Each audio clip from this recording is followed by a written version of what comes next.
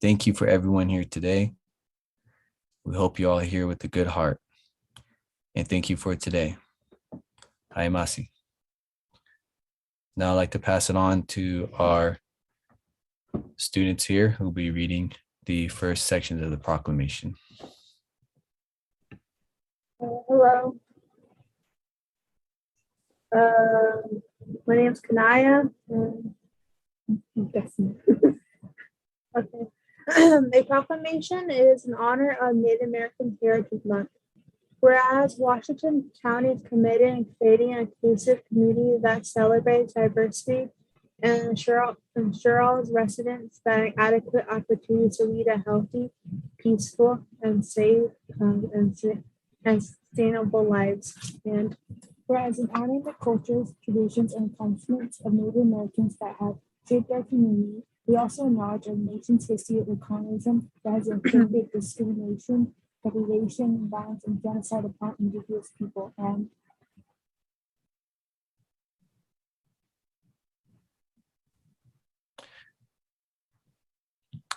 whereas the area currently known as Washington County rests on land that was first inhabited by Afro-Calippians, also called the Tualatin people, who flourished here for thousands of years. And whereas settlers began arriving in what will become Washington County in 1830s to take land from the Alafali that was not ceded nor paid for until 1855 under the Willamette Valley Treaty. And whereas Alafali signed an 1851 treaty with the United States, which was never ratified, and in 1855 signed onto the Willamette Valley Treaty with many other tribes, which was ratified, ceding all of their lands to the United States in exchange for a permanent reservation, supplies, and services. And whereas the Atfalati owned Wapato Lake in Washington County previous to their removal, and the lake was drained to make farmlands, destroying the vast Wapato fields, which were a primary source of sustenance for the Atfalati people for thousands of years. And whereas Alafati were firstly removed from their homeland to Great Rock Indian Reservation in 1856, they were mistreated by the U.S. government and Indian agents. We denied land, adequate food, medicine, and services for nearly 20 years, causing many Native people to live in poverty and suffer untimely deaths. And whereas the first off-reservation Indian boarding school in Oregon was established in Hillsboro, many Native students from area reservations were removed from their families and sent to assimilate white culture, which was meant to disconnect them from their native and language. This disconnection from their community, identity, and culture continues to pre-exist during generational trauma and hardship. And whereas the Grand Ronde Indian Reservation was terminated by the United States Congress in 1954 in Public Law 588, causing the displacement and disfranchisement of thousands of Native peoples of Oregon, including the Atfalati peoples, who were then forced to leave the former reservation, causing further loss of Native languages and cultures. And whereas Confederate tribes of Great Rock Community of Oregon and reestablished as recognized Native nation in 1983 under Public Law 98-165, without Alafati people was members with the beginning of the process of restoring the tribe, community, and cultures of the tribal nation. And whereas Alafati people endure to this day as members of the Confederate tribes of the Grand Ronde Community of Oregon, having survived catastrophic diseases, loss of their ancestral lands, forced relocation to a reservation, long-term mismanagement at the reservation, family separations due to the removal of children to boarding schools, and termination. And whereas after overcoming numerous setbacks over the years to regain treaty-acquired land and federal recognition as a sovereign nation, the Confederate Tribes of Grand Ronde Community have established a successful government to serve the needs of their members and also generally support the advancement of underserved communities throughout Northwest Oregon. And whereas we secret Whereas we seek to repair the trauma of past oppression and broken trust, both locally and regionally, by lifting up Indigenous cultures and voices and striving together to build a future of shared hope and promise for all. Now, therefore, be it resolved that on this 26th day of October, 2021, the Washington County Board of Commissioners does hereby proclaim November 2021 as Native American Heritage Month, a time to celebrate the rich and diverse cultures of Indigenous people, to raise awareness about our shared history and acknowledge the important contributions that Native Americans have made to our community and our nation. Thank you so much, Gary, Kanea, and Destiny, for reading that proclamation. I would just like to offer a couple words before we turn it over to the board for your adoption of the proclamation that was just wonderfully read by a generation of future leaders from our tribal communities and community partners. So Washington County cultural heritage celebrations and resources are a really important starting point for our collective organizational engagement and learning about equity, diversity, and inclusion. The Native American Heritage Month celebrations that we will enjoy this month have been planned and organized by a group of 8 staff who volunteered to support our learning in addition to their work. And this year, we are working in partnership with Clean Water Services and our Native American community leaders and community partners. And these cultural celebrations offer an opportunity to establish and maintain relationships with staff and community who identify as Native American and or Indigenous, to build trust and deepen our understanding of these diverse and growing communities in Washington County. Earlier today, Commissioner Rogers raised some important concerns when the board was discussing this evening's agenda and proclamation. And some of the language that we heard in the proclamation includes terms like colonialism, past oppression, white culture, discrimination, deprivation, violence, forced removal, and genocide. And Commissioner Rogers elevated a concern that these terms may be misperceived or considered to be divisive. And I guess I'd just like to add a small amount of context that helps underscore how these terms actually create an opportunity for us to reflect on the impact of historical and present day governmental practices from the perspectives of Indigenous tribes and communities. It is not just that tribal members experience difficulties. What they experienced was not accidental. It was intentional governmental policy. This began at the beginning of the United States, but in 1887, the federal government had an explicit policy to Americanize Indigenous people, systematically and forcibly removing youth from their families and sending them to Indian day schools or boarding schools, including, as was mentioned, the Forest Grove Indian training schools. As was mentioned, this was intentional to civilize people who were considered to be savage. And the policy and practice continued well into the 1900s. And we now know that these children, some in Oregon, but many across the country, were victims of physical, sexual, cultural, and spiritual abuse and neglect, and experienced treatment that in many cases constituted torture for resisting a policy of assimilation. Some children, we're now learning, died while in these Indian boarding schools, and many were buried in unmarked graves and remain accounted for today.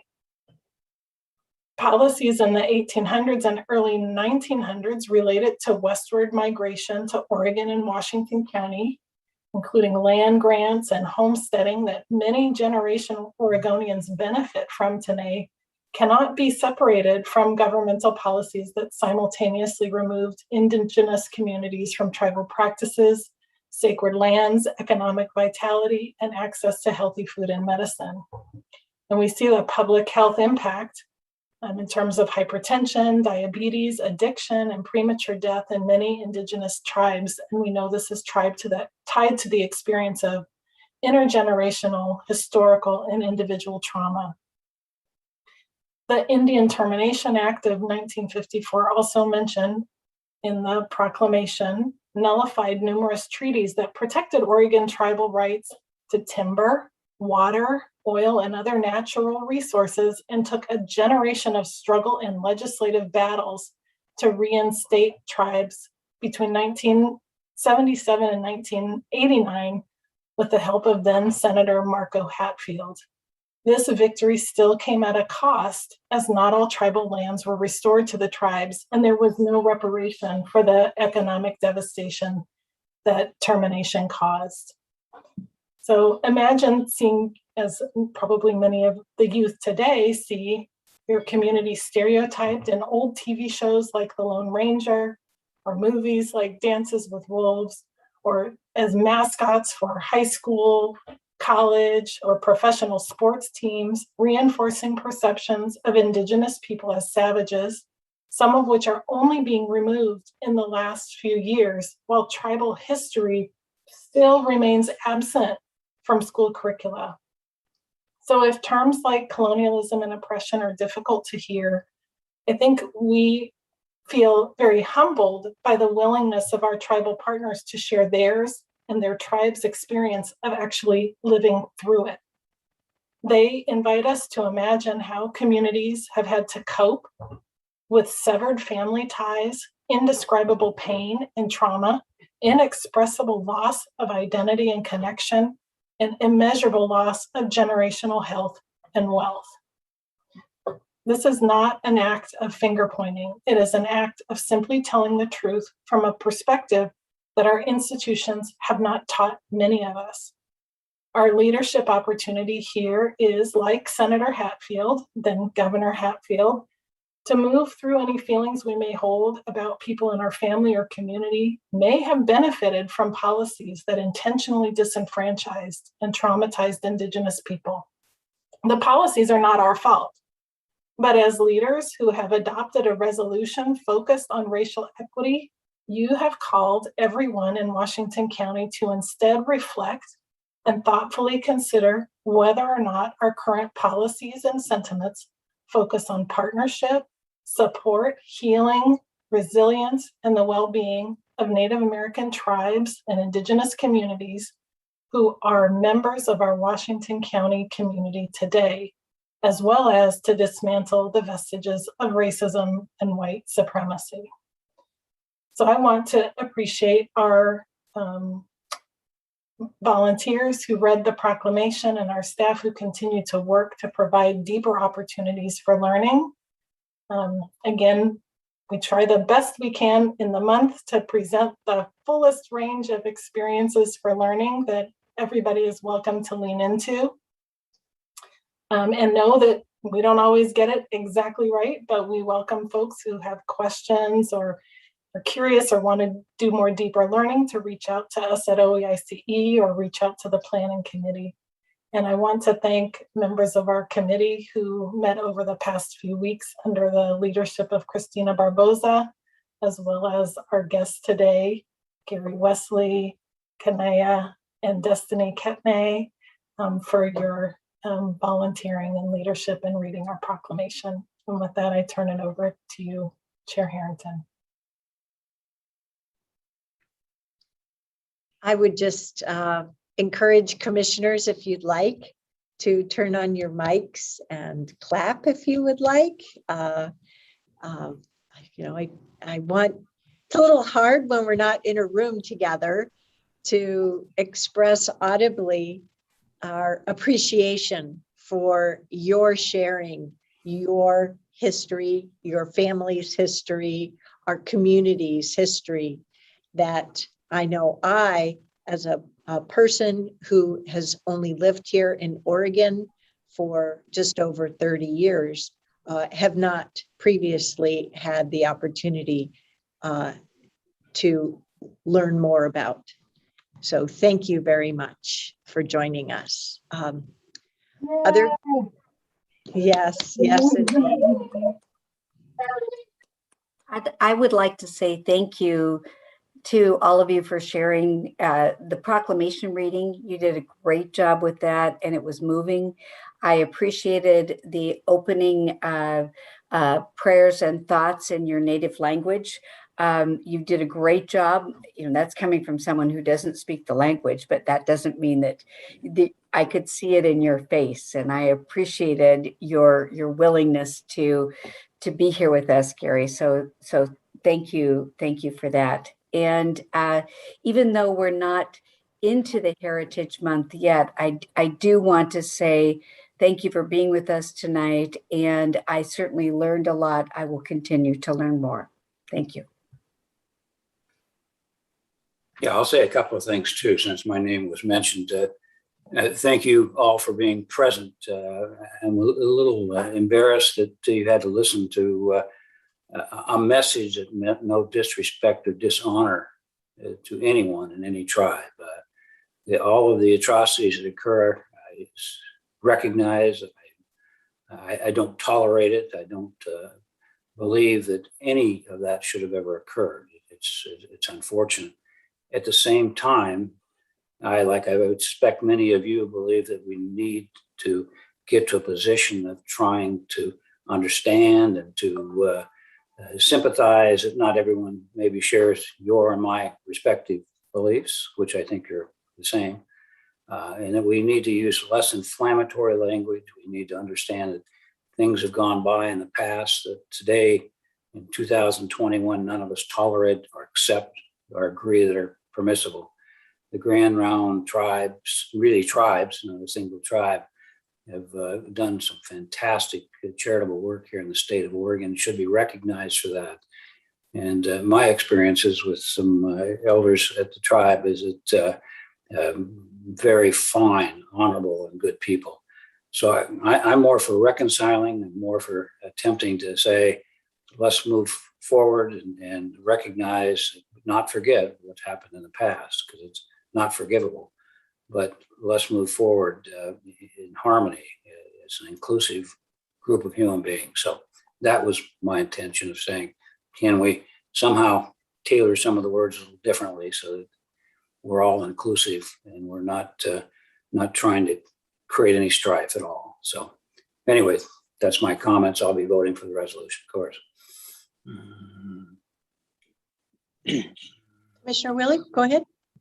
Yes, and I'd just like to recognize Pam and I's administrative assistant, Megan, is a tribal member of the Cherokee Nation, and we honor her with this proclamation, and certainly want to say thank you, Megan, for representing your heritage. And we want to say a part of this proclamation goes to you. So thank you for that.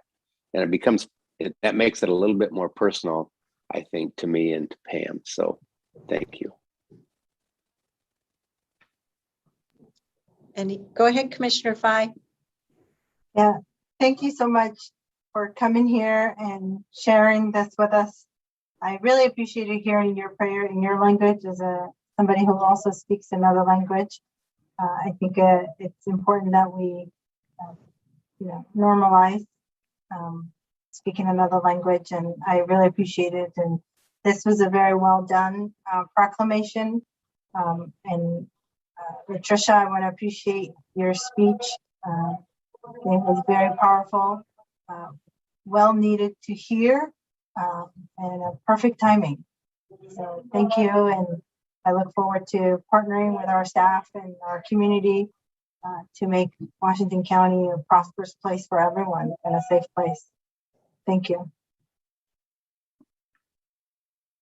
And I'll just close out with thanking each of you, Ms. Tillman, for pulling this group together, and your leadership in guiding us to a better understanding and a better future for each person here in our community. Thank you, Christina, and to the other members of the Planning Commission.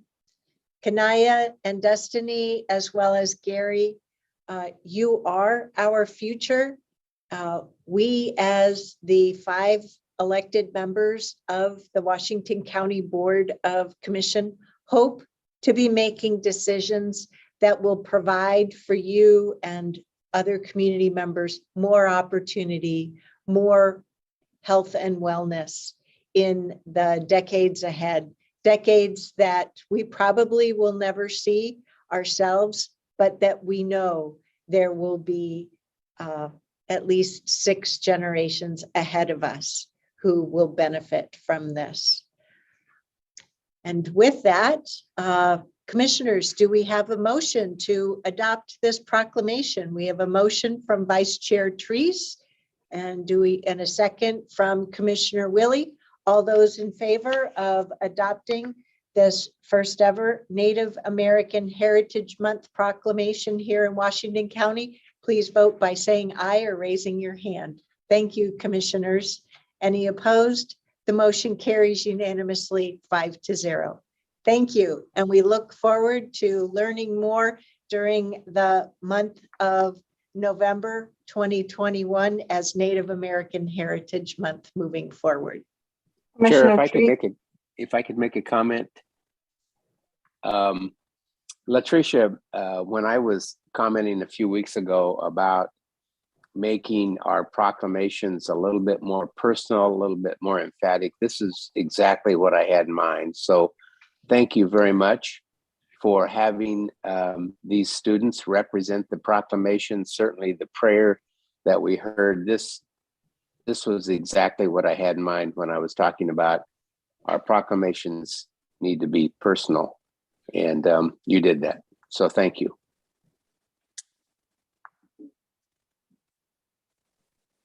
Did someone else wish to chime in? But I couldn't tell whom. 1 second. I like to clarify. I'm not a student. I actually work for the Title VI program for the Beaverton School District. I did graduate from PSU, so I guess. Well, I actually wasn't referring to you when I said students. The Okay. 2 young ladies there, but you know, you're young enough to me to be a student. You know, it's all relative. Well, we are all lifelong learners, and Mr. Wesley, I appreciate that you are taking on additional languages.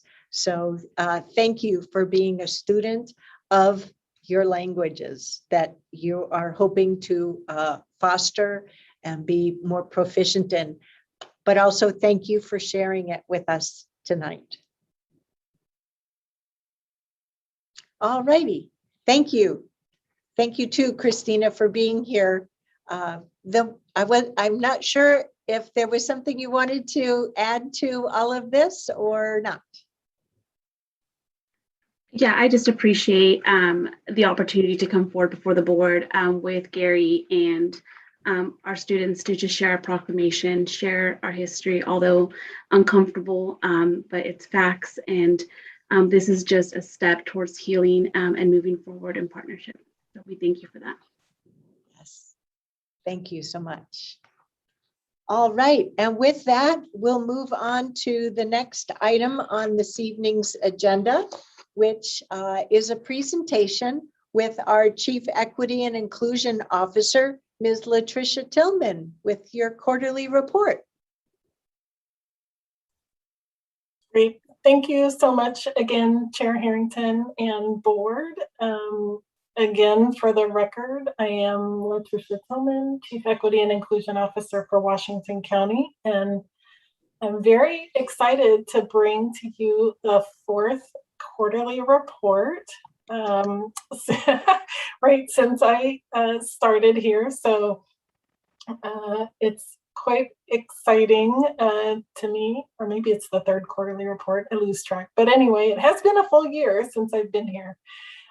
So very happy to bring forward this presentation to you, and I will be sharing the presentation with Amanda Garcia Snell. So if she is not currently on, if she could be presented or promoted, I guess, to be a presenter. And while that's happening, I can go ahead and start. And so if you'd like to move to the next slide. It's really important for me to begin with the historical context, and this coming on the heels of the Native American Heritage Month proclamation, and just sort of reinforces the conversation that we had. Many times I've presented a slide like this that really only showed the experience of Black Americans from the period of time of the beginning of American slavery to the present, to sort of locate our work within the context of time, and to achieve equity in the outcomes that we are trying to achieve as a county. We have to be familiar with the roots and the causes of inequity. And when I look at this timeline, the way that it's evolved, I think of how long communities all over the globe have existed prior to the impact of colonialism and the institution of slavery. And when we think about equity, we have to think about history and historical legacy, historical trauma, and more importantly, it would behoove us to think about cultural strengths that have kept many of us here in spite of oppression for thousands of years, and how we have preserved community and resilience in the face of that oppression. So we recognize through what we are learning about the developmental origins of health and disease, that this history, trauma, and resilience is playing out in our bodies, in our organs, our hormones, our disease processes, as well as through our economy and every institution of government. And then we have to remember to bring forward the practices that have sustained oppressed and marginalized communities for actually millennia. So given this expanded view of human history, we can begin to think about the impact, the damage, the harm that has happened through those institutions and the practices, and then think about how we can build up more equitable and sustainable practices more holistically. Next slide, please. So a little bit shorter timeline. This is just a reflection of how far we have come since you all adopted the equity resolution for Washington County. So it has just a few milestones that we've accomplished. So February was the adoption. You adopted a budget that created the Office of Equity, Inclusion, and Community Engagement. I joined you last September. A year later, we launched our internal Equity Leadership Council, which have since brought forth our committees, where almost 100 staff are doing amazing work to bring equity, the equity resolution to life. We have adopted the Equity Action Plan, or you adopted the Equity Action Plan in August. And this fall, we plan to launch the first ever Washington County Budget Equity Tool. And then we are anticipating that at the 2-year anniversary of the adoption of the resolution, we will launch our Advisory Council on Racial Equity. So very exciting to report to you these milestones. Next slide.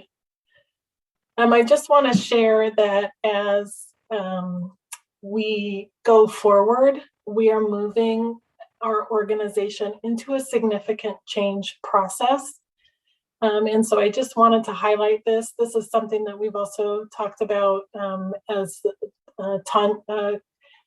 County Administrator Angie has been leading forward with Design the Future, that we are really moving into a large organizational change process. And oftentimes, large organizational changes come with challenges.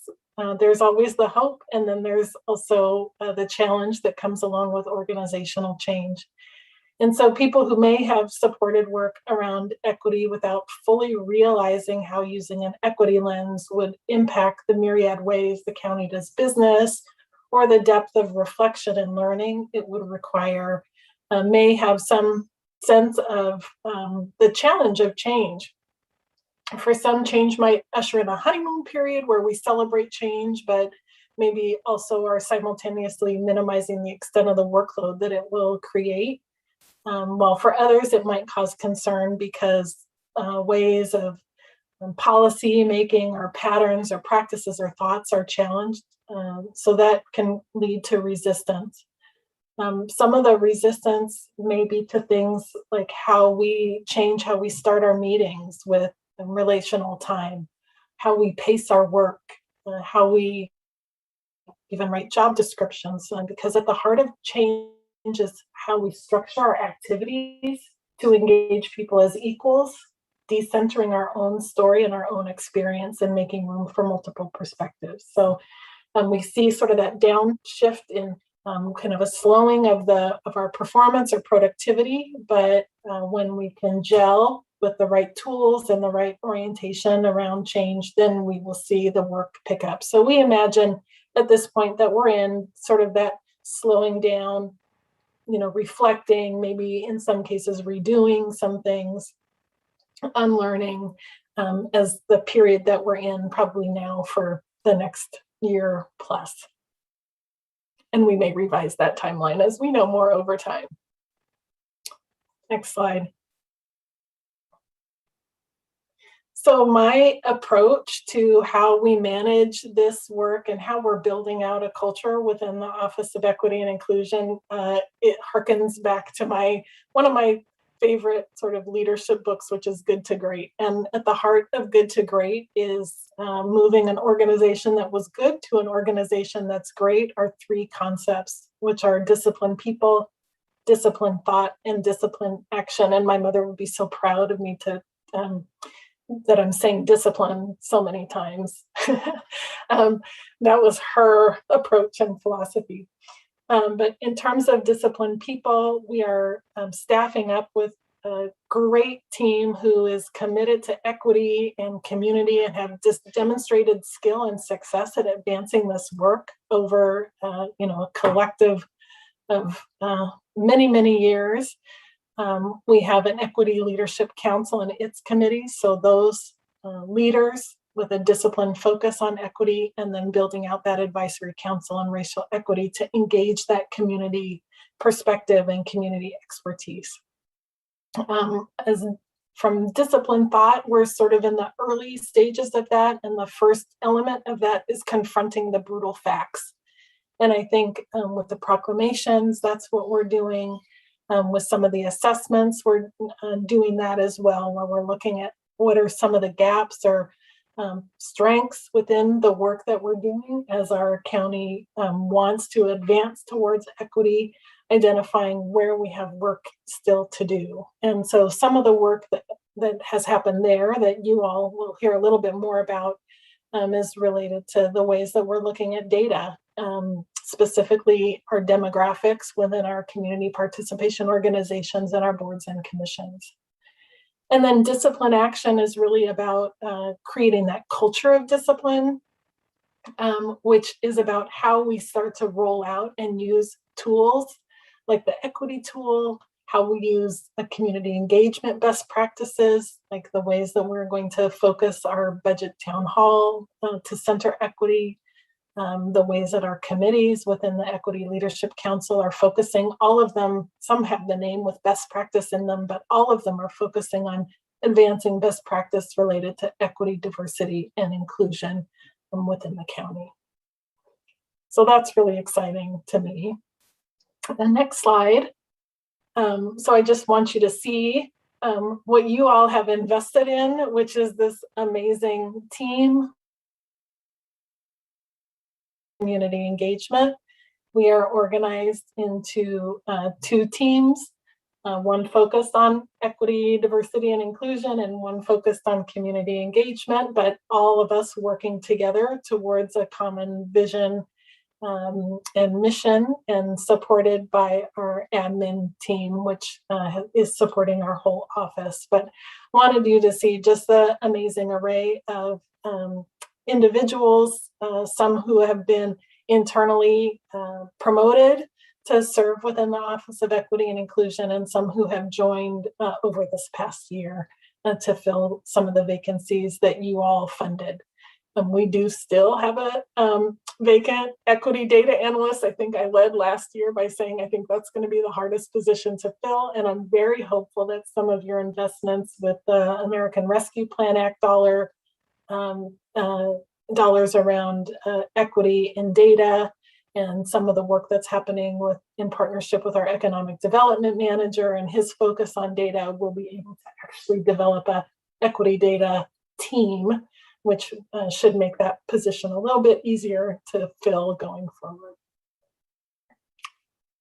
So at this point, I'm going to turn it over to Amanda Garcia Snell, our Community Engagement Manager, to provide some of the updates and accomplishments of our community engagement team. And what you'll see is sort of a cadence of regular updates on specific metrics, which is really important to us to be able to show how the work that you're supporting and leading is leading to results over time. So, Amanda.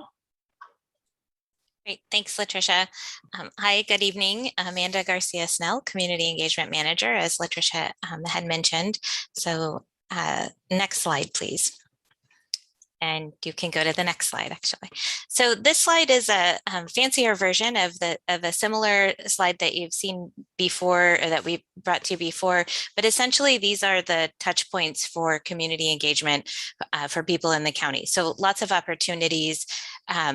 Aside from constituent emails or public testimony, there are many other opportunities for people to engage with you, the board, and then departments in the county.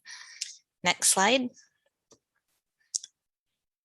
So this slide is an updated version of what I had brought to you the last quarterly update. So you can see that the green are the attendance data for this year for the different town hall and engagement events, and then the whitish color are from 2020. So the most recent update here is for September, the last quarterly town hall. And for that, we had 42 people in attendance on Zoom and 46 people watching on YouTube. Next slide, please.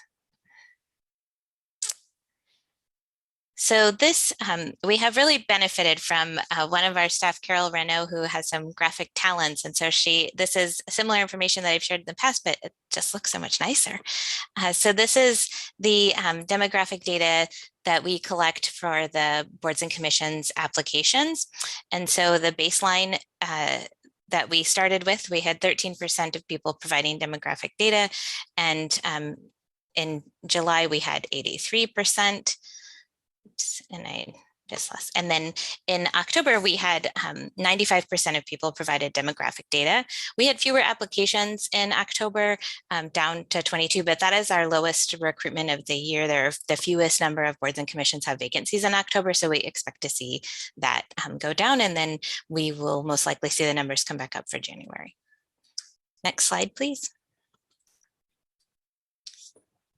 So this slide really shows a comparison for quarter one, quarter two, and quarter three. And so these are in both tables that we see, as I mentioned in the last slide, there are fewer people leaving demographic questions. Oh, I didn't mention that, but in this this most recent recruitment, we had fewer people answering the demographic questions, but still pretty high number in comparison to the baseline.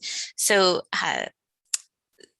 and we had fewer people leaving demographic questions blank, which is pretty exciting. So in the age category, we have, these are the following years of birth that are listed. And so this is the percentage of people that answered that this was their birth year. So we can see that there was an increase in people born in the 1930s. We had a decrease of people born in the 1950s, which is actually good in the sense that the majority of current members are born in the 1950s, current members of boards and commissions. So it's nice to see the categories level a bit. And then conversely, a decrease of applicants born in the 1970s, which is, I was born in the 70s, so sad to see that, but a really nice bump of people born in the 80s. And so that's telling us that younger people are participating, and always exciting to see that people born in the 90s are interested in applying to boards and commissions. So in the table on the right, race and ethnicity, we saw a decrease in applicants that identify as Asian, and unfortunately no applicants that identify as Black for this Q3. But there was a bump in applicants that identified as 2 or more races. And so, potentially there's some inclusion there. And then very little change in applicants who identified as Latinx or white. Next slide, please. So this slide overlays the 2018, 2019, 2020, and 2021 Cpo attendance data. And it really, we continue to see the similar pattern of engagement in Cpo meetings as we have in past years, with, of course, the exception of 2020. But you can see that we have higher engagement in the beginning of the year. We see a dip in summer, and then people attend in the fall, but not as many as earlier in the year, and then a dip at the holidays. Next slide, please. So these are some of the things that are happening with this community participation organizations that we call CPOs and boards and commissions. So some foundational changes, with community participation organizations. We are starting to really think about looking at that program, modernizing some of that work, and really thinking about how we could do things differently. So this is, we're continuing to provide administrative support and EDI support to in both instances, to community participation organs and boards and commissions, but we are diving deeper. And so for foundational changes with community participation organizations, we continue to hear from CPO members that they're interested in change and improvement and how the program is operated. And we as staff feel this too. The CPO program is based on a 35-year-old resolution and order, and we are beginning to think about what it might involve and mean to update or revise that resolution and order. In addition to that, we have been interested in and are hearing from community that the boundaries need to be evaluated and potentially modernize the CPO boundaries. So we would like to level them a bit, if possible, align them with your district boundaries. I think as you hopefully all know, the CPO boundaries do not align with your district boundaries. And so once the redistricting or reapportionment process is complete, then we're on the rolling agenda to come to your board in December to start talking about this, some potential changes for the community participation organization. Seek your guidance around that. Foundational changes related to boards and commissions. So while we have been focusing on equity considerations in the bylaws, more recently through the Equity Leadership Council Committee, staff are developing priority focus areas for boards and commissions. And this is still a big work in progress, but some of the things that staff are starting to consider are standards across the organization for boards and commissions, accessibility considerations, that ties into our language accessibility plan, and then info that is available to the public. So where is the info? Is it the same for all the boards and commissions? Easy to find, that type of thing. And then onboarding for new members and some application improvements. It's lots of exciting work, and I think it could really have an impact on this level of engagement as we start to think about boards and commissions. Next slide. So civic leaders, when I came to you in the last quarter, we thought we would not have a cohort this year. We would look at an RFP process, and like so many things, that changed a little bit. So slight changes in the next phase. We wound up launching a 7th cohort. I actually just came from that meeting there. Hopefully some civic leaders watching this meeting now. We're in our this is the second week. And as Commissioner Fye mentioned, she came to the to present on Monday. So that 7th cohort, we had heard from community and from our community partner, Adelante Mujeres, that there were lots of people that were interested in a cohort. And since we weren't ready to go yet with the RFP, which we are now considering as an RFPQ, we decided to do this one cohort. So as I had mentioned previously, we really appreciate the long collaboration that we have had with Adelante. But after 5 years, we are thinking that it's worth evaluating the program a little deeper and really looking at what what other ways we might be able to have the program be really responsive to emergent topics in the county, and really work in partnership with our community-based organizations. And so we are now considering a request for programmatic qualifications, or an RFPQ, instead of a request for proposal. And this could potentially allow us to be a little more nimble with our civic leadership training. So hopefully I'll have more to report on that in the next quarter. Next slide, please. So department engagement. As we continue to work, we have a couple of areas of department engagement. So as we continue to work on culturally specific relationship building, we're pleased to announce that we are sending out a weekly digest of engagement opportunities. And so that is the Community Partner E-update. It's we're in our this will be our third week. And so we've been getting a really good response. We send it to our vast list of community partners that has grown to over 400 contacts. And so we're hoping that has a pretty wide reach in terms of making sure that community partners are aware and sharing with their networks and their constituents opportunities where people can engage in decisions that impact them. The budget equity focused town hall is coming in on December 2nd, and it'll be an interactive event. We're very excited about that. It'll be in the evening, and we are looking at utilizing a new type of software so that we can do a really interactive event in a virtual setting. And so more details to come on that. The ARPA cross-jurisdictional community engagement is an opportunity to really collaborate across the county with jurisdictions to ensure best practices around community engagement when in relation to the ARPA funding. And then other department support, we're continuing to support several departments in addition to the usual that we've been working with for quite some time, like land use and transportation, housing in the sheriff's office, and health and human services. More recently, we've been working with community development and to brainstorm with them about manufactured housing, and then the juvenile justice department, as we are partnering with them as a participant on a project they were recently awarded from the Center for Juvenile Justice Reform that's focused on equity and well-being of youth of color. And so that's a new area for us, as it's exciting. And then we are working with support services more recently to develop a compensation policy for our community, so that as we are asking people to share their expertise with us in a variety of engagement projects, we can really appreciate and value their time through some type of compensation.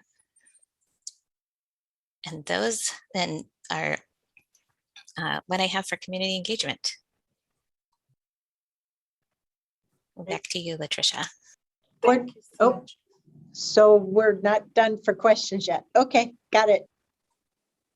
Well, I'm wondering when do we, I mean, there was several questions I have for this particular segment. I'm willing to wait till we get to the end if that's what you would prefer. I'm happy to answer community engagement questions. I'll leave it up to you. Sorry, I was having some tech difficulty, so I couldn't see very much as I was talking to you. I didn't notice if you had, if you're giving the question sign. So apologies. No, I wanted to let you get in through the whole program. But again, Latricia, if you would prefer to finish up the presentation and then we come back, I'm perfectly willing for that too. So you make the call. Why don't I go ahead and finish up? There's a few more slides that I can go through fairly quickly, and then open it up to present or questions across the presentation. In the next slide, there's a couple of updates relative to our Equity Leadership Council. This work takes a little bit more time to just seed and nurture and grow. And so I believe in 2022, we'll have quite a lot more interaction with the board individually on various policy items that you identified as priorities. Within our Equity Leadership Council committees, we are bringing forward to the Equity Leadership Council a draft policy on employee resource groups. And so that would be something that would come once it has the input from the Equity Leadership Council forward to the board.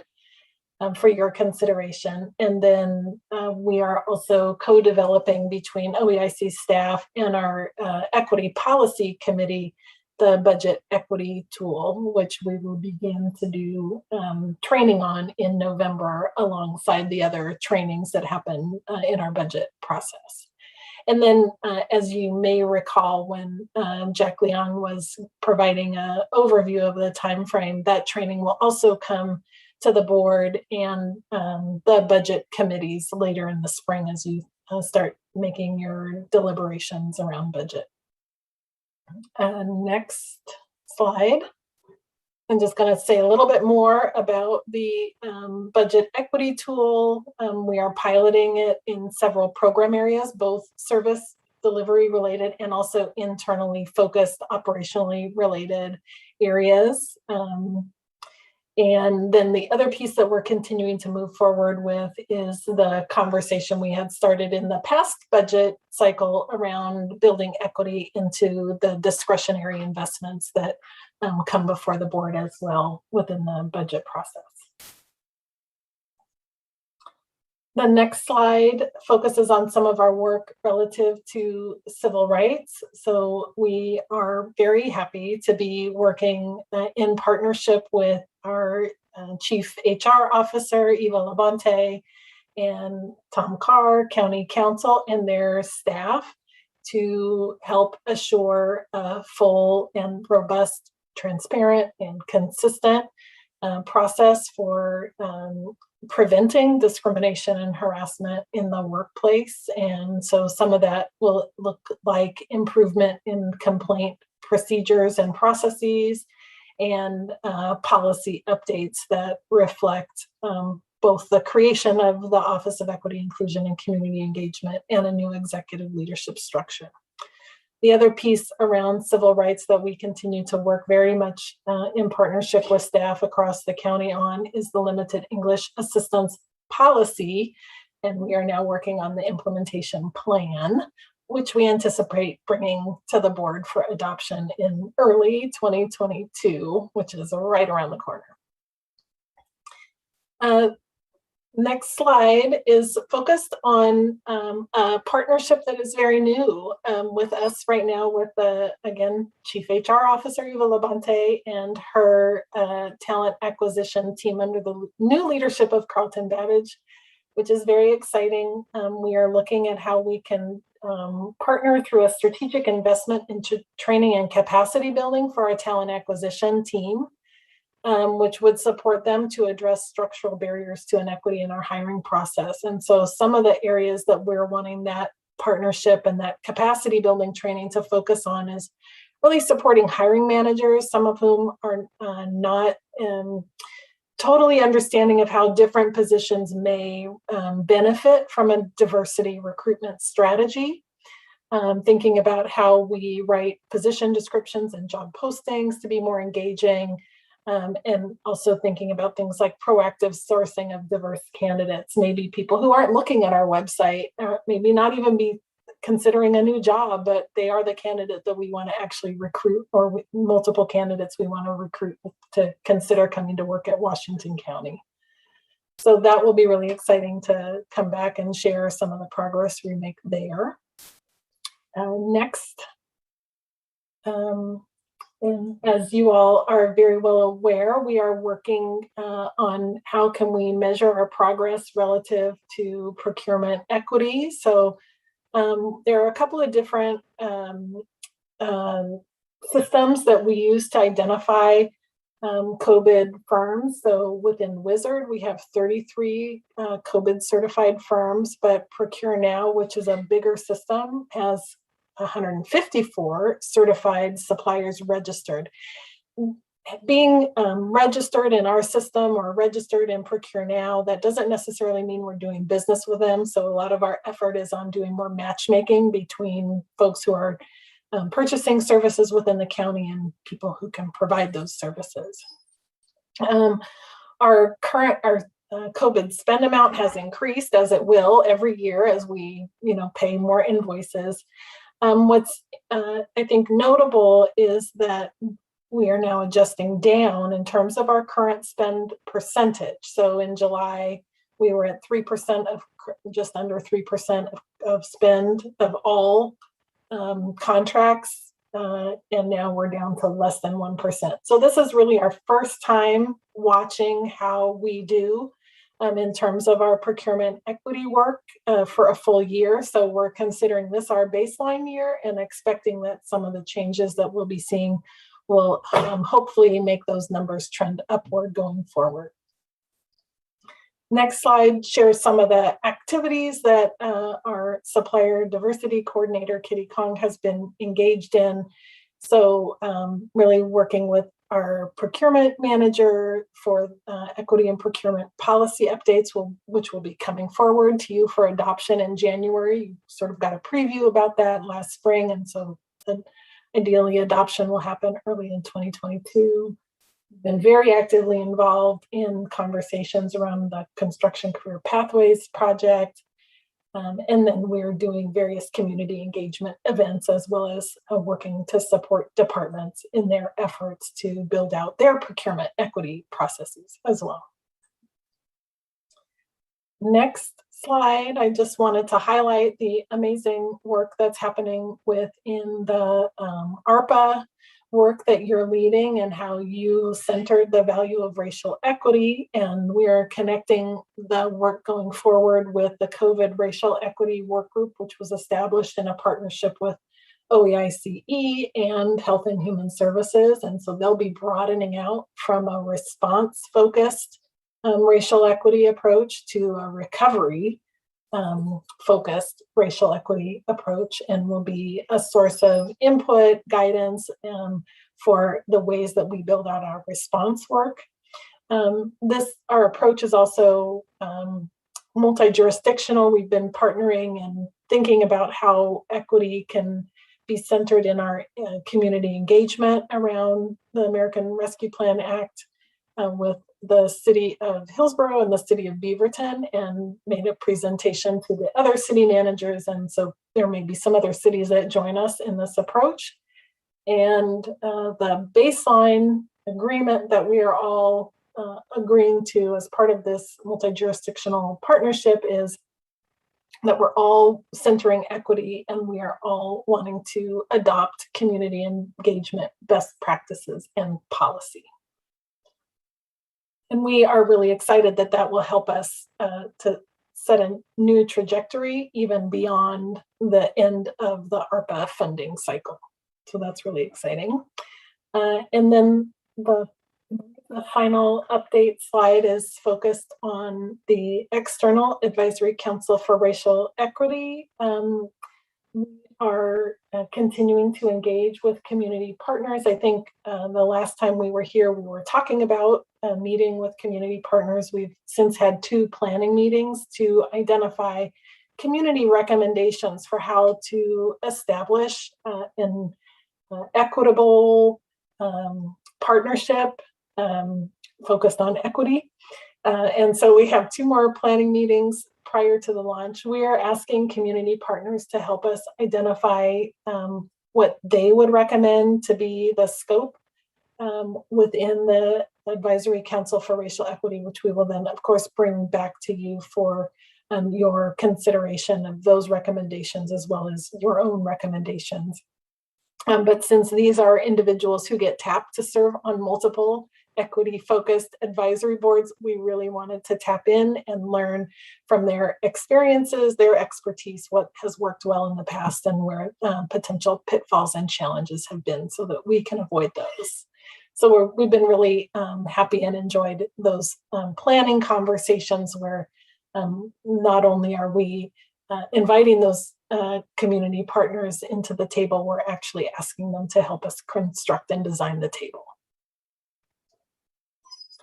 And so that concludes our updates. There's so much more that we could share, but we recognize as the office continues to grow and evolve, we don't want our quarterly reports to go on and on and on. And so we try to keep it to a high level, but of course we are always here and available to answer any questions or engage in discussion and dialogue with you as well.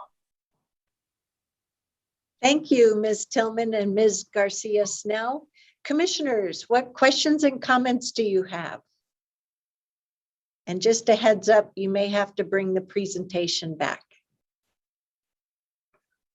Go ahead, Commissioner Willie. Well, I'm thinking that there are a number of questions that I have, and so I'm wondering if maybe I should just ask for a meeting with Latricia and Amanda to go over some specifics and just to give you, some insight as to where I'm going here, because I can't even find the slide that I wanted to look at. But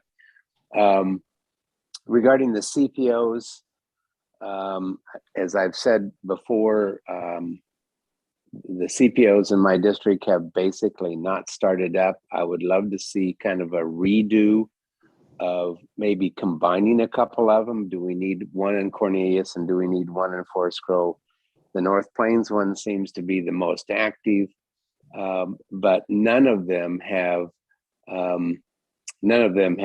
started up again with the pandemic. So kind of need to find out what the plan of action is there and what kind of, assistance that we're providing with them to get started, and maybe, quite frankly, to be a little stronger. I've been to the Forest Grove one. There was 3 people there. I've been to the Cornelius one, a little stronger attended, but still not significant. So I'd love to see those programs enhanced and how we're going to go about doing that. The civic leadership program, we are launching the 7th cohort. I'd like to see the demographics of the first 6 cohorts. And so when you say considering a civic leader's request for programmatic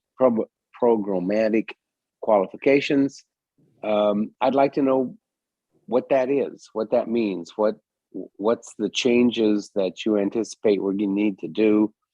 And so I'd like to have more details on that. And I don't know if this is fair or not, but the chair announced earlier that her and Commissioner Treese and Commissioner Fye have been invited to speak at these things. I didn't know it was a women's only club. So I'd like to think that there may be other opportunities. So with that, again, we talk about shifting again to the civil rights slide. I have some questions about that and others. So I guess I will say, Latricia, could I circle back with you and Amanda and have a more in-depth conversation about this presentation, about where we're going? Absolutely. Thank you for your question, Commissioner Willie. We're happy to meet with you anytime, and I believe your invitation to the Civic Leader Cohort 7 will be coming soon. I kind of figured I'd guilt you into this. That was the purpose, but thank you for that. We are thrilled that you are interested and know that you have a lot to share. I would just like to clarify that I think my attendance at the Civic Leaders came, you invited us all to come to graduation. 2019. And I went to a couple of them. So, to Commissioner Willie's point, it was a women's only RSVP. Yes. No, I attended those. The comment was to speak at those. So I've attended those. They're great. We all spoke at those, Jerry. That's what they were talking about. So I just, you're not going to get away with that one, Commissioner Willie. Sorry. So are you, excuse me, did I interrupt you, Jerry? Did you have anything right more ahead. for? Okay. I just wanted to comment quickly. Thank you for the presentation. Thank you for the thorough nature of the presentation. I think that the CPO piece is particularly interesting to me because I think that the CPOs that are most active right now are in District 2. I believe that that's correct. And I know that I want to continue to be involved with what the thoughts are as we move forward. And I have been, I just am raising my hand saying, I really want to continue to be involved in that. And as far as the civic leaders program goes, one of the things that I've been thinking about in relationship to that program is how do we, I'm not sure we interface, and correct me if I'm wrong, with other organizations within Washington County that have leadership opportunities. You know, do we interface with THPRD with these people? Do we interface with the different school districts? How do we, we've built such a great repertoire of our participants. How are we looking to further opportunities within Washington County in organizations that we support? So I just wanted to throw that out as well. But thank you for your presentation and for the work that you're doing. It's great work. There's a lot of it and it's a long road, but thank you very much. Thank you. Yeah, I think I just want to comment, Pam, that I'm jealous of your CPO activity. That's what I'd like to see a little bit more out in my district. I'll just say thank you, Commissioner Treese, for your comment. And we have had some conversations with the city of Beaverton. They also do a civic leader type program. And what we're seeing is that some of the folks that we're engaging with on civic leaders, they might end up providing their input in civic leadership opportunities to the cities, and some of the cities' leadership program graduates may be putting their name in for some of our county boards and commissions. So there is an ecosystem that we're contributing to, and we're looking forward to making that more robust. That's great. Thank you. I would also just add on to that, that those of us that coordinate civic leadership programs, so the cities, and then Virginia Garcia had one, and some other organizations that also have them, we meet maybe quarterly to talk about ways that we can collaborate, and we share opportunities with one another. And so really trying to encourage some cross pollination, as Latricia mentioned. Commissioner Fye or Commissioner Rogers, did you have any questions or comments for this evening? Okay. Well, great job. Good job. That's all I can. And thank you for all your work. Latricia, you're 2 for 2 tonight. Great presentations and great discussions. Commissioner Willie, I do quarterly civic engagement myself with elected officials. You're more than welcome to speak up mine.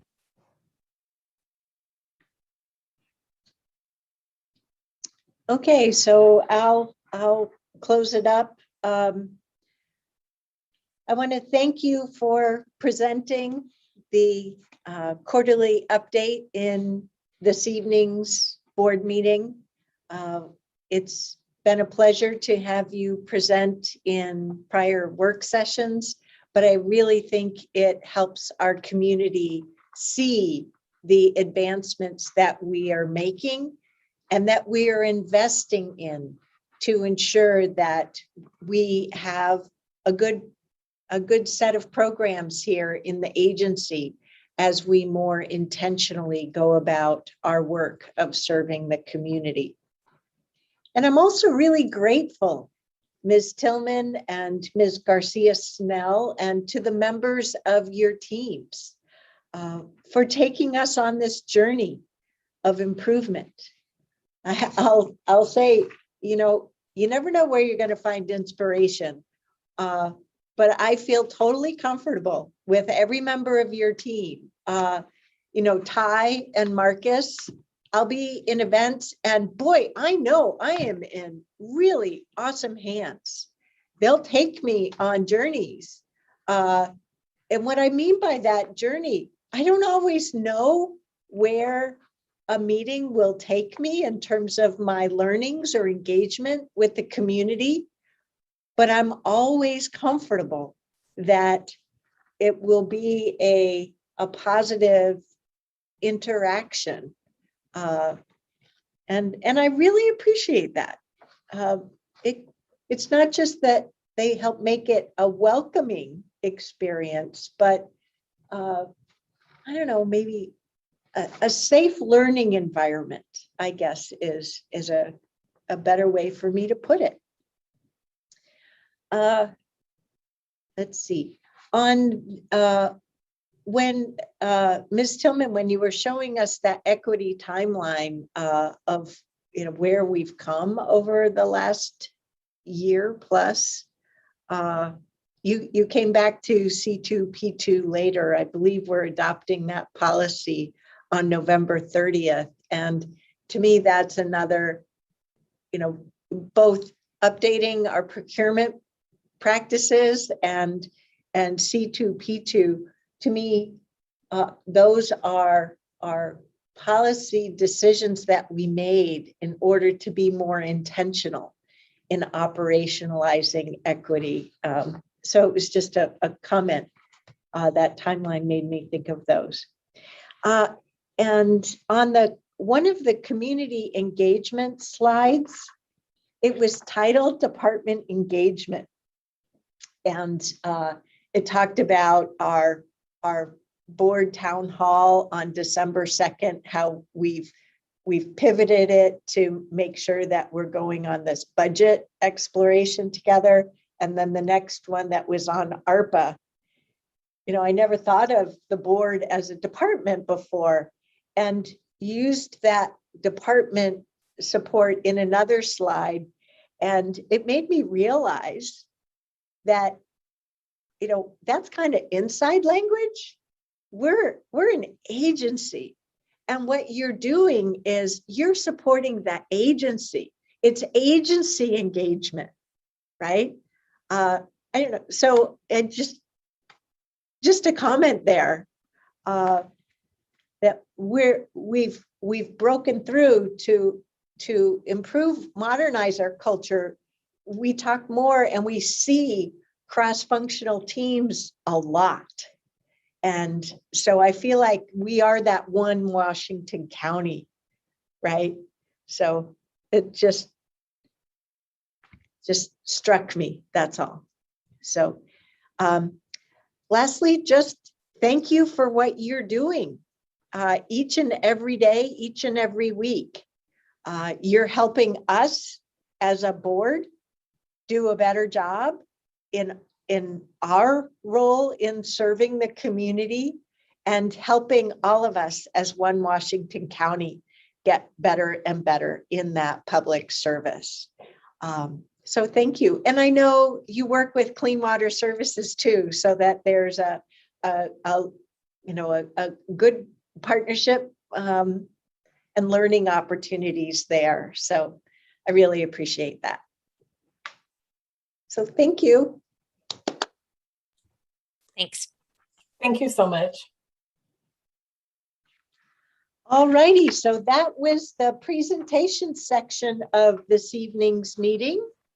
And were there any last, before they went away, were there any last questions or comments on that topic? Nope, okay. So we'll move on to boards and commissions. This evening, we have a proposal to appoint Peter Pastors and Hannah Carlson to the Garbage and Recycling Advisory Committee for a term ending March 31st, 2025, and Myra Hernandez for a term ending March 31st of 2026. What are the wishes of the commission with regard to these appointments? Motion to approve requested action. Thank you, Commissioner Willie, for the motion. Do we have a second? Thank you, Commissioner Rogers. All those in favor, please vote by raising your hand or saying aye. Thank you, commissioners. Any opposed? The motion carries unanimously 5-0. Next, we'll move on to public hearings. First, do we have a motion to read by title only Engrossed Ordinance number 877? We have a motion from Commissioner Willie. Do we have a second?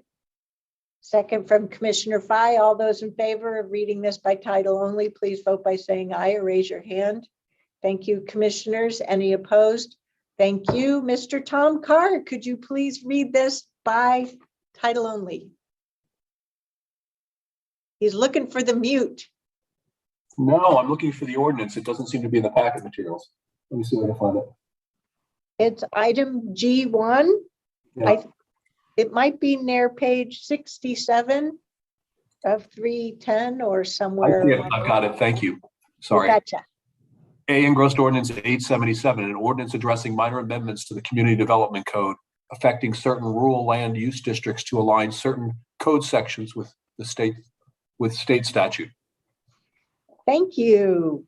And we'll have a brief staff report first. Hello, Mr. Roberts. Oh, and I see more of your team members, Teresa Charniak, Mr. Andy Back, and Corinne Arendez. Indeed. Thank you, Chair and Commissioners. Corinne's actually going to walk us through a fairly brief staff report tonight, and then we'll be asking you to continue for one more engrossment hearing on November 2nd. Thank you.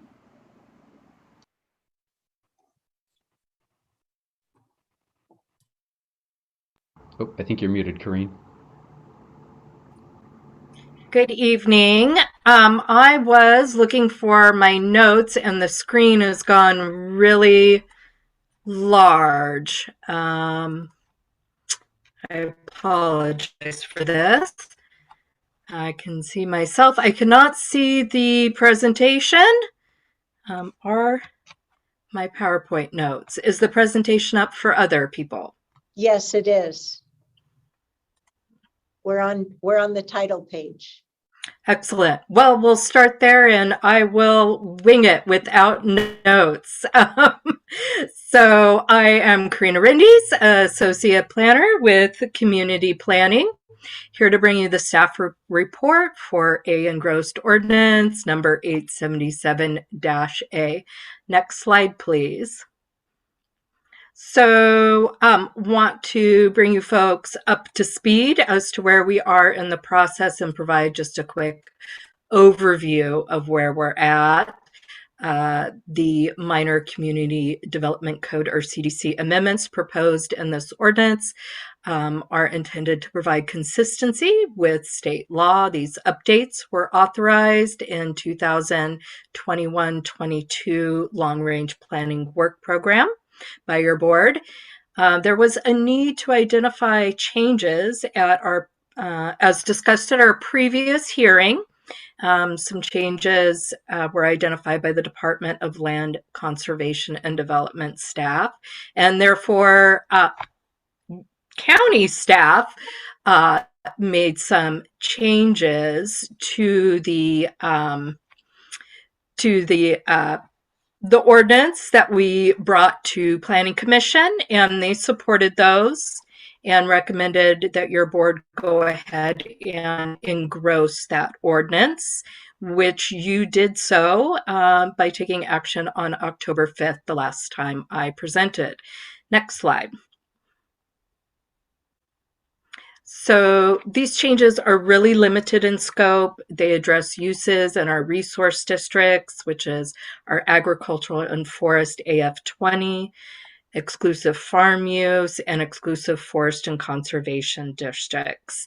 And these particular districts, the allowed uses are identified in the ORS Chapter 215. So again, very limited in scope, just aligning with changes in state law. Next slide, please. And so just a short summary on just the changes that were identified. They affected only uses that are allowed in the EFU and AF20 land use districts. So first, temporary portable on-site septic treatment facilities, we added a clarification that septic application is limited to these certain farm uses. And then second, for the school expansions, we did add the qualifier that in order to expand, the schools must be established prior to January 1, 2009. Third, we revised the square footage slightly for processing facilities to say less than 10,000 square feet. Next slide. So tonight, staff's recommendation is that you conduct the first of 2 required public hearings on the Engrossed Ordinance, and at the conclusion of public testimony, continue the hearing to a second hearing on November 2nd. And with that, I'm available if your board has any questions. Commissioners, do you have any questions on this evening's staff report? I know we've been over this topic previously. Okay. Seeing none, I'd like to open a public hearing.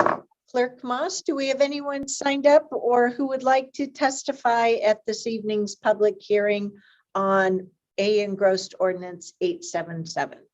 Thank you, Madam Chair. We have no one signed up.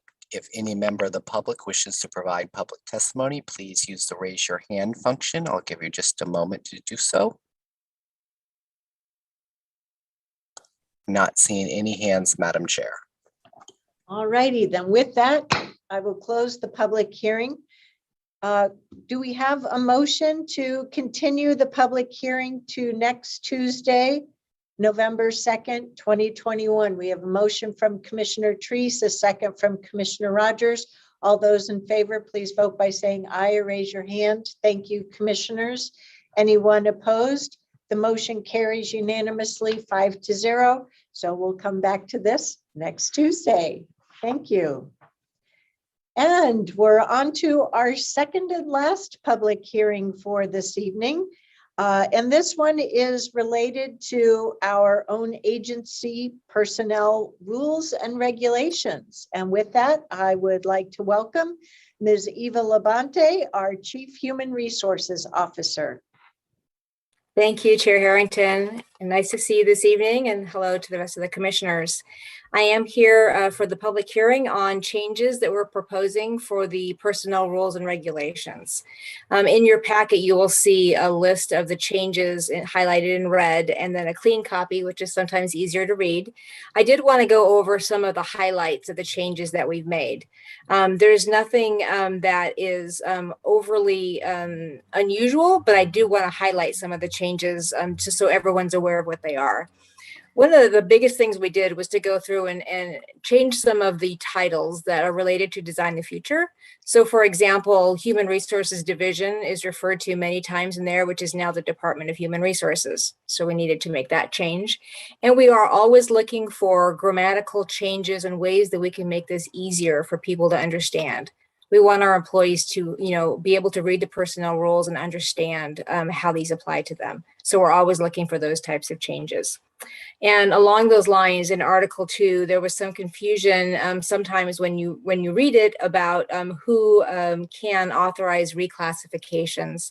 So those are, for an example, if someone is in an Analyst 1 level position, they're working in an Analyst 2 level, the County Administrative Office approves that change, Human Resources approves it, and then it is officially approved by the Chief Human Resources Officer. So we just made that clarification in some of the language. Under recruitment in Article 4, we made a change to the county-only recruitments. This does not happen very often that we hold a county-only internal recruitment. We most often go out for external recruitments. But currently, the personnel rules indicated that only regular employees could apply for those positions where we do have enough internal candidates to have a competitive process inside. We changed it to all employees. So this includes our limited duration positions, our variable hour, and our temporary employees. We made this change because we often have a very diverse group of people who are in those positions. And we feel that when they're serving the community and doing great work for our organization, if there's a competitive process internally, they should have the ability to compete for those positions as well. So that's a change that we're proposing to make. We changed under Article 4.5.6, limited duration. Those are positions that are typically outside funded or very specific funding sources. They were listed as a 3-year position maximum, and sometimes those positions actually have funding that goes more than 3 years. So we changed it to when the funding ends, then the position, limited duration position ends, just to clarify that. Another change we made under Article 7, under sick leave, we added that if people come to work with a communicable disease, we are expecting that they will use their professional judgment and not report to the workplace. And if they do, and their supervisor believes that they need to go home, this is a practice we've had, but it's not in the rules, where we can send people home and we pay them regular wages for the rest of the day. So we wanted to put that in the rules so people were aware of it and that we had something to refer to. And we clarified that this provision only applies for the first day of a multi-day illness. And we're really excited about the last change I wanted to bring forward, which was adding Juneteenth as a paid holiday for Washington County. As we all know, President Biden recognized it as a federal holiday, but this would recognize it at Washington County as a paid day off for all of our employees. And if they are required to work on that day, then they would, of course, have another day off to celebrate. So those are the highlights, and we're requesting that we have a public hearing and after public testimony that you would adopt these changes to the personnel rules and regulations. First, are there any board questions or comments that you would like to raise? Go ahead, Commissioner Willie. So how many paid days off do we authorize? That's a good question. I don't have it off the top of my head. It is the standard holidays that we have. We do recognize Veterans Day, which some organizations don't.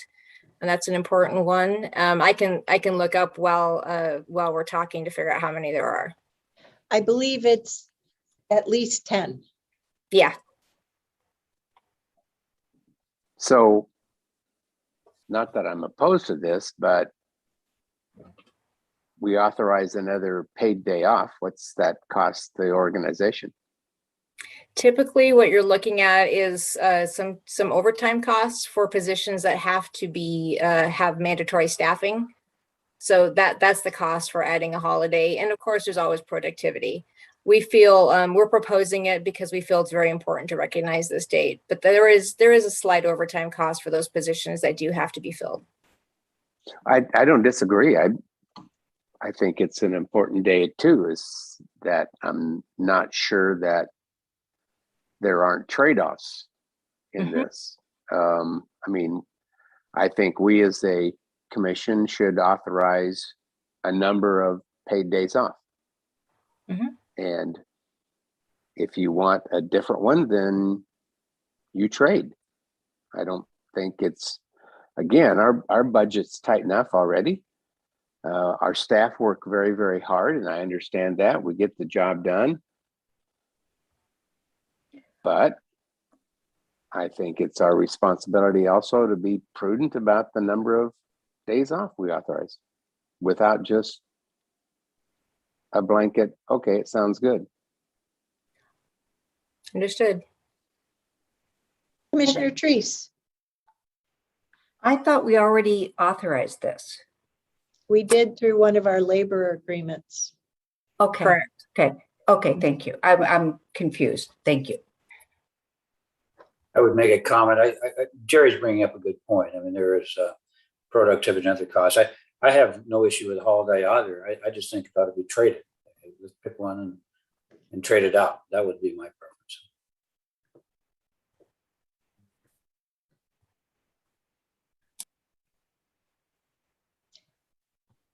Thank you. I'm very comfortable with moving forward with these rules and regulations as proposed at this stage, but I'll leave my comments until after the public hearing as well. Any other questions before we have the public hearing?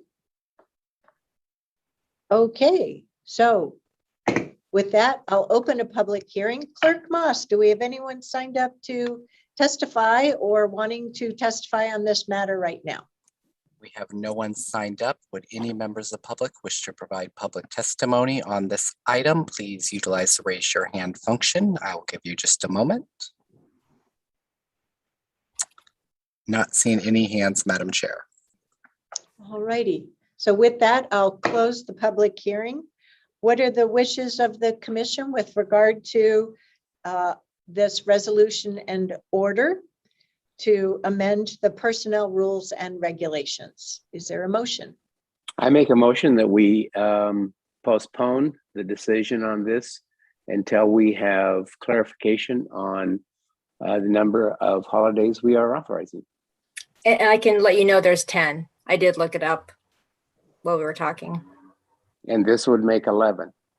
Correct. Okay. I still think we need to postpone the discussion on this, considering that this is new information to me.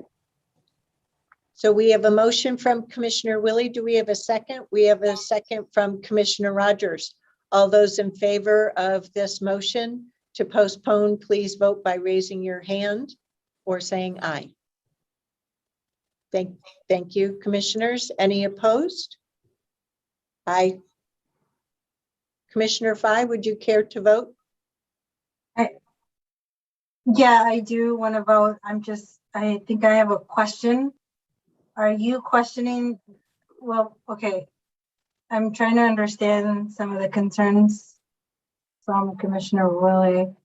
Are you trying to figure out how to delicately ask? Are you wondering if we should reduce the number of holidays from? So what is your concern from going from 10 to 11 now?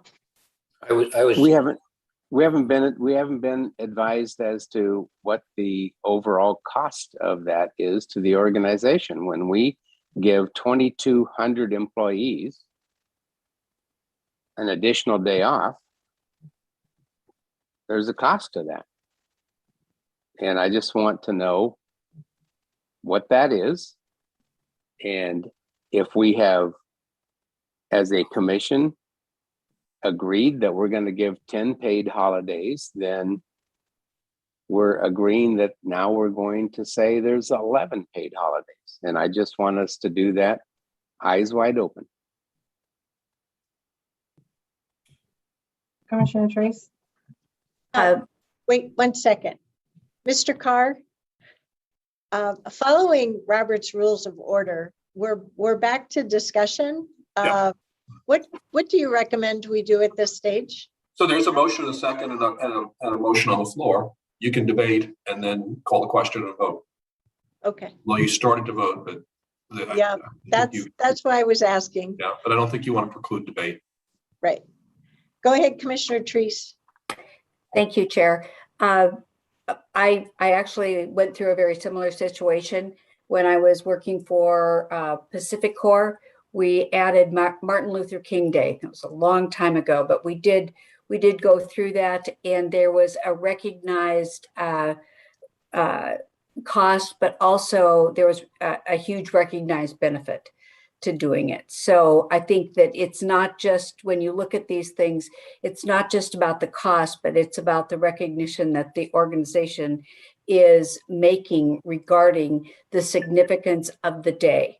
And so I just want to get that out there too, that we're not, when we authorize Veterans Day, it's the significance of Veterans Day. When we authorize President's Day, it's the significance of the presidents. So I'm just saying that I don't believe this is a cost only discussion. I do agree that we don't have quite enough information to move forward. I'm happy with postponement, but I feel very strongly that we're doing this for if we choose to do this, we're doing this for a reason that isn't just cost. And when we have a federally authorized holiday, it's there's a lot of significance there. So I'm just getting that out on the table as well. And I don't disagree with anything that you just said, Pam. This is not totally about just money and anything else. It's just this information wasn't provided. So that's what I'm asking. Time to do that. I'm comfortable learning more, but I feel pretty strongly that it's not just about the money, like I said. I would chime in, Commissioner Fye. You asked me the question, and I was listening to Commissioner Willie, and I concur that we just need more information. So I'm not opposed to holiday at all. I would, if I had my brother, we'd probably trade it out for some other holiday, so we'd still have 10. But that would be my thought. Commissioner Fye, do you have anything more you'd like to add? No, I like to cast my vote now. I'm ready. I'm sorry. So hang on. Let's end discussion first. I'll add that I've been through this process before, through public sector and private sector, and I understand costs and benefits already, and I don't think there's a need to trade this out myself. So I just myself don't have a need for postponing it. I think there's a lot of other work to take care of and move on. So now that we've all had a chance for additional discussion, Commissioner Willie has a motion to postpone, as seconded by Commissioner Rogers. We'll take the vote again. All those in favor, please vote by saying aye or raise your hand. Thank you, commissioners. Any opposed? The motion passes 4-1. So this topic will be rescheduled to come back to us at some future date. All right, that's it for our 2 items under public hearings. We don't have any standalone action items, so that brings us to our second public communications section. Clerk Moss, do we have anyone signed up to testify this evening or wishing to now? We do, Madam Chair. We have Jonathan Pawlowski. Jonathan, can you hear us? Yes, thank you. Please go ahead for up to 5 minutes. Thank you. Good evening, Chair Harrington, Commissioners. My name is Jonathan Polonsky. I serve as President and CEO of Glad Pantry. While I understand Ordinance 878 is not included on tonight's agenda, I wanted to take this opportunity to again discuss with you the ordinance as well as a potential amendment with respect to public health. As you are well aware, those engaged in the retail section within Washington County remain strongly opposed to Ordinance 878 moving forward in its current form. Without question, if advanced and ultimately approved, the impacts of the ordinance will result in job losses and revenue losses. As previously stated, operating margins are narrow. Some retailers will lose their businesses entirely. Significant retail sales will migrate to locations outside of Washington County. There was an opportunity to achieve some middle ground with respect to the issue of protecting our youth from the use of tobacco, electronic cigarettes, and vaping. I believe this opportunity still exists. However, the Commission decided to narrowly advance an amended ordinance that would ban all flavored tobacco products based on the belief it is best for public health. Once again, I strongly urge the Commission members to thoroughly review the amendments put forth by Commissioner Willie. Those amendments, in conjunction with the work being done at the state and federal levels, address minors' access to vaping products and the overall public health within the county. Please take a look at current information available through the National Youth Tobacco Survey. In essence, the use of traditional tobacco products continues to decline. However, the use of e-cigarettes and associated vaping products remains a significant issue. Approximately 85% of minors using e-cigarettes or vaping products indicated they preferred flavored products. The Willie amendments address these issues head on.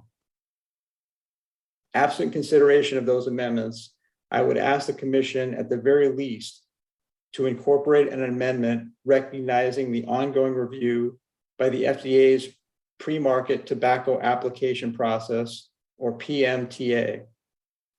The PMTA process requires that a vaping product must provide scientific data that demonstrates it is, in quote, appropriate for the protection of public health, end quote. To date, the FDA is 98% through this application process, and it has banned over 1 million products that have not shown protection to the public health. Following research and a comprehensive review of products, the FDA has determined there is a health benefit provided by the allowance of certain products to remain in the market under the premise of harm reduction. If certain products are used rather than traditional products, overall public health will improve. I think it would be prudent for Washington County to allow any product that has gone through the approval process to continue to be sold in the county. What would the argument to not allow those products be? In the event the Commission takes action to advance the current ordinance, I strongly encourage the incorporation of an amendment exempting those specific products that have gone through the PMT process and have been allowed by the FDA to stay on the market. Please consider a clarifying amendment to the ordinance that recognizes the PMT process. Thank you. Thank you, Jonathan. Madam Chair, we have no one else signed up, nor do I see any members of the public online. Thank you, Clerk Moss. Appreciate it. Thank you, Mr. Polanski, for joining us this evening and hanging in there late into the evening. The next item on the agenda is board announcements. And per usual, I'll announce our upcoming meetings. In the month of November, next Tuesday, we have a work session that will begin at 8:30 in the morning. Then at 10 o'clock, we'll start with the monthly Housing Authority board meeting, followed by our Board of Commissioners meeting subsequent to that, usually around 10:30. Sometimes it goes longer. We have a work session on Thursday, November 4th, that'll start at 9. Then on Tuesday, November 9th, we'll have a work session, 2 p.m. and then an evening board meeting at 6:30. Are there any other board announcements? Go ahead, Commissioner Rogers. Well, mine is a very unpleasant one. I don't like ending an evening like this. A very good friend of mine and a good friend of the county who served on this board with me for over 20 years and served the county well, lost his son this morning, Andy Dyke. I'd heard right before this meeting, a few minutes before it, that Andy had lost a son. And so I contacted him directly and he and I exchanged some emails. Apparently COVID had swept through his shop and his family. And Aaron, his son, died this morning of a heart attack due to COVID.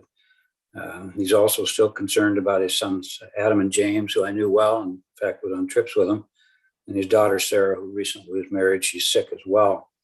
So I simply say that our hearts go out to him. I hope I speak for everyone. Prayers, it's a terrible thing for anyone to experience, to bury their children. And he's got others who are not doing well. So it's a horrible thing. And I just wanted to pass it on because Andy not only was a good friend, but a terrific commissioner here in Washington County. So sorry to pass the news. Thank you. Thank you, Commissioner Rogers. May I ask again which son this was? This was Aaron who died. Aaron. And was he the oldest, I believe? Yeah, he is. Thank you.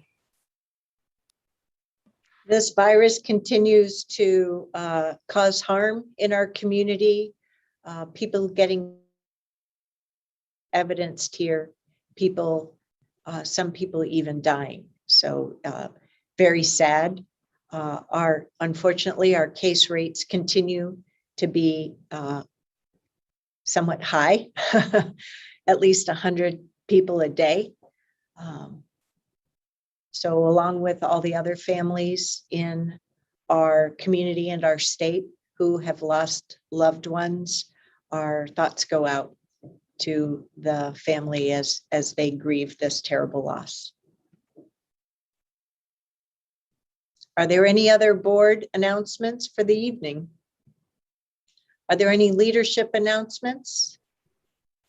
I just want to mention that Commissioner Fye dropped off as she's having internet issues and is unable to get on. So just wanted to make that a note. All righty, thank you. Well, seeing no further announcements, do we have a motion to adjourn this evening's meeting?